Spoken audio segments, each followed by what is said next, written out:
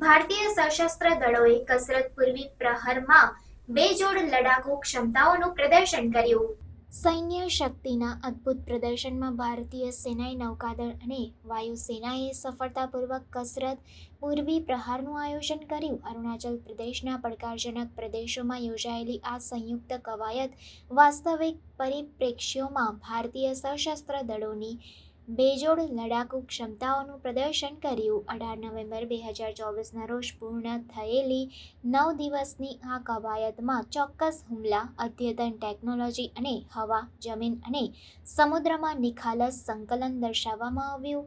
કવાયતનો હેતુ સંયુક્ત યુદ્ધ ક્ષમતાઓને વધારવાનો અને સંકલિત કામગીરીની અસરકારકતાને માન્યતા આપવાનો હતો. ચોક્કસ હુમલા અને અદ્યતન ટેકનોલોજી કવાયતે M777 howitzers, P-8I maritime patrol વિમાન અને તાજેતરમાં દાખલ કરાયેલા લાઇટ કોમ્બેટ હેલિકોપ્ટર પ્રચંડ સહિત અદ્યતન સૈન્ય હાર્ડવેરનો ઉપયોગ દર્શાવ્યો.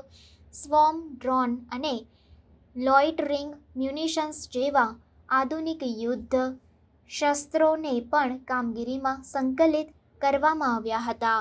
નિખાલસ સંકલન સંયુક્ત કવાયતે સેનાના નૌકાદળ અને વાયુસેનાના બેજોડ સંકલનને હાઇલાઇટ કર્યું. સંકલિત સંયુક્ત કામગીરી અનેક ક્ષેત્રોમાં કરવામાં આવી જે ભારતના સંયુક્ત યુદ્ધ સિદ્ધાંતની પરિપક્વતાને દર્શાવે છે. નેતૃત્વ અને ભાગીદારી કવાયતનું નિરીક્ષણ પૂર્વ સેનાના commander lieutenant general R.C. Tiwari અને પૂર્વ વાયુ કમાન્ડના એર માર્શલ I.S.